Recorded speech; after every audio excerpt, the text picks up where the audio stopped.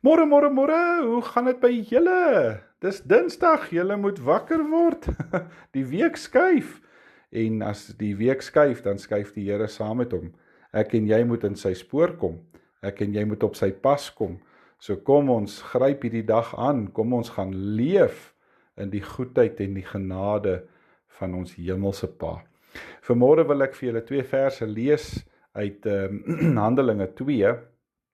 En ek kan eintlik die gedeelte lees, maar ek wil net hierdie 2 verse uitlig. En dit gaan oor die eerste gemeente wat tot stand gekom het na Jesus se hemelvaart. Daar staan in vers 44, 'n baie mooi vers, al die gelowiges was eensgesind en hulle het alles met mekaar gedeel. Wat 'n ongelooflike mooi getuienis. Hulle was eensgesind en hulle het alles met mekaar gedeel. En in vers 47 staan daar, hulle het God geprys.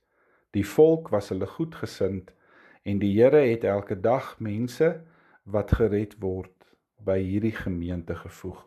Nou weet julle, daar word beweer dat die kerk in die eerste 100 jaar na die hemelvaart op sy gesondste was. Want dit was toe kerk nog, dit was wat die Here bedoel het vir dit om te wees.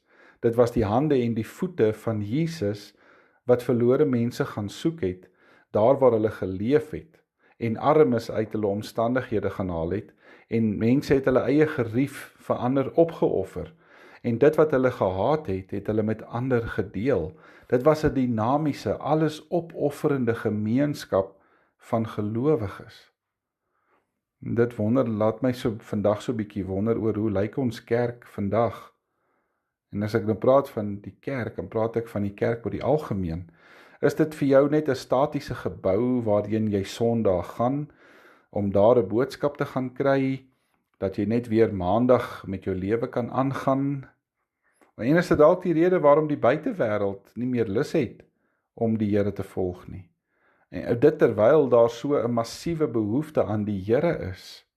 Want mense het dalk kerk los geword, maar hulle het nie God los geword nie. Hulle het nog altyd 'n behoefte en 'n soeke na die Here. Maar baie keer het die kerk dit vir hulle onmoontlik begin maak. Nou kom ek en jy word die kerk, daar waar ons daagliks leef. Kom ons keer weer ons hartsemmers van liefde om, dat dit vrylik sal vloei na die mense daar buite. Mense wat honger en dors het. En nie fisiese honger en dors nie. Mense wat honger en dors na die genade en die geloof wat net deur die Here kan kom. Kan ons iets van 'n Handelinge gemeente terugkry in ons eie lewens? Kom ons maak die oë toe, dan bid ons saam. Hemelse Vader, die belangrikste wat ek vir U kan doen, is om U kerk te gaan wees en om U goedheid te gaan leef. Vergewe my as ek dit nie altyd doen nie, maar help my deur die Gees om meer en meer daarna toe te leef. Ek vra dit in Jesus se wonderlike naam. Amen. Dankie julle almal. Julle moet 'n mooi en 'n geseënde dag verder hê. Ons praat môre weer. Totsiens.